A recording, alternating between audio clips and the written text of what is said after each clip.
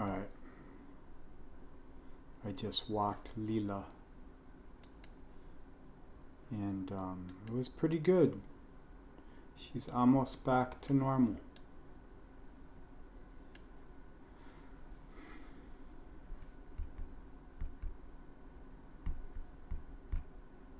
I'm an observant person. I know when I lose myself. I never quite find myself, but I know when I lose myself. So sometimes when I walk, my head is spinning, I'm just thinking of things. And other times I'm observing, I'm in this yin state, I'm reading the signs, feeling the energies. Today was a combination oscillation.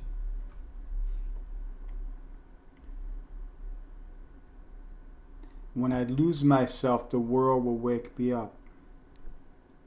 Dogs barking, people riding around on their larks, blasting music, cars. Then I realized the contrast between the chaos and the peace. Then I just feel into the moment, the wind, the sounds,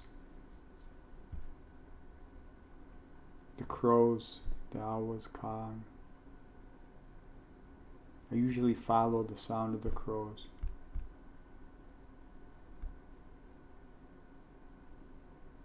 So I was thinking of perfection. So if you want to think about life, you could think about polarities, the yin and the yang expression. For me, when I'm just in the moment, when there's no mind, when there's no entrainment into anything, that's perfection. That's the closest thing to perfection, when I'm just in the felt presence of experience. Then when I get pulled back in, then perfection becomes judgment, expectation, work. We hold ourselves back, we think we need to be perfect in life before we do something, before we go for something, but really it's the carrot on the stick that gets you to work. If you're willing to work, if you're willing to swallow the pride, the ego, the hubris, and face reality through effort, that's how you cultivate balance. That's how you cultivate the beauty in the chaos, the oasis.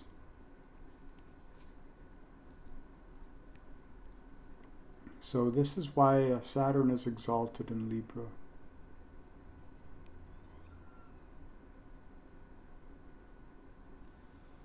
Venus, it's beauty, compromise.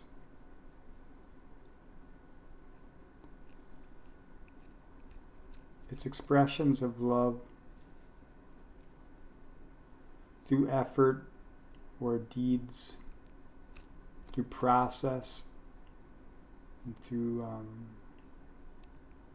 the finished product, through the art. Now Libra is like, standing in the middle of the street. It can be very chaotic at times, cars coming from both directions. So you're looking for peace, you're finding the peace in that. It can wind you up. Same way, our expectations and our beliefs, what we have been entrained to believe to be perfection or to be good, it entrains us towards expectations and results that relationships show us, dictate for us. And so Venus is about compromise here, because you have to compromise your expectations to work towards the balance, the peace. So in life, we've got yin and yang expressions, the ebb and flow. With Libra, there's this dynamic sextile, creative spark that's fed back into the conditioning, the honing of the spirit within yourself in Leo. There's a creative spark towards the movement, towards the adventure, towards the cultivation of life as art in adventure and in expansion through Sagittarius.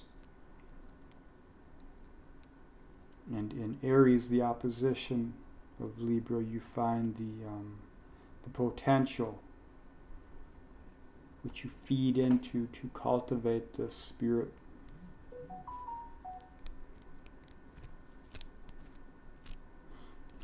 So now we've got the North Node in Aries, South Node in Libra. We have Mars in Libra.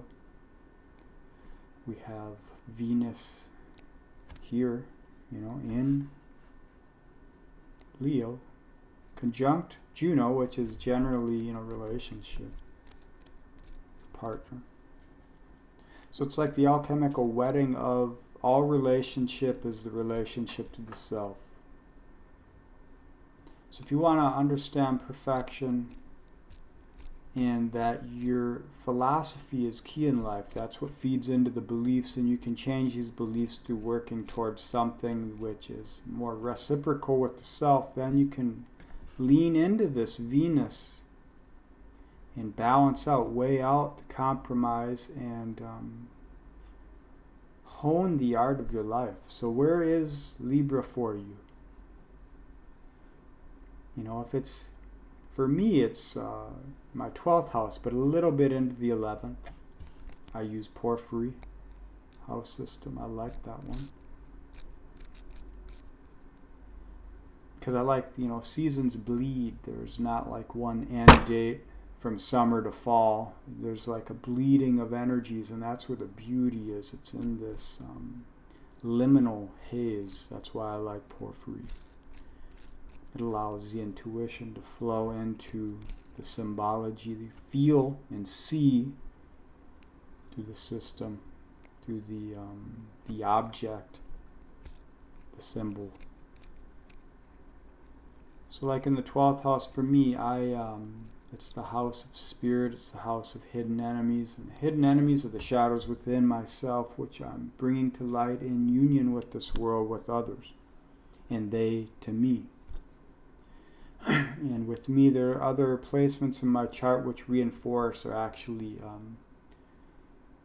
give the exact same expression as that house placement, but in a completely disparate expression in aspect. For instance, Chiron, Mercury on the descendant. When I'm in relation to others, I bring out the wounds in them, they bring out the wounds in me. Bring out the clarity in them, they bring out the clarity in me. So it's what we find through ourselves with others in relationship.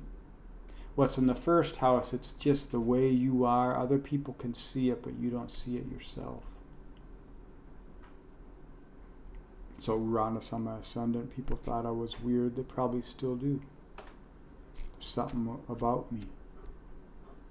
Then when they come into relation with me, they realize I'm not crazy, I'm not weird, I'm just different. And they realize they themselves are different too. Same with the wounds, same with anything you have in your 7th house, It's not just relationship, partnerships, business, marriage, all that other stuff. It's your relation to this world in that lemon skate, the infinity symbol. That's the work, and it's a polarity, Just think of all polarities as that symbol. It's your effort through life, and it's an eternal circuit, and it changes with your expression. So if you got Libra in the 12th, it's about finding those enemies within your spirit, exercising them into expression, working towards balance. If it's in your first house, it's in your perceptions, your experiences. How have you gone? How have you been in this life? How have you perceived reality through that? How do you find the balance to do that?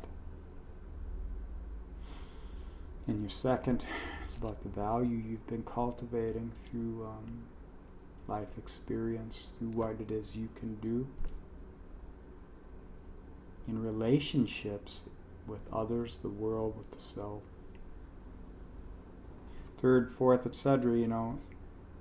You can see that the world where you find this house is about your family.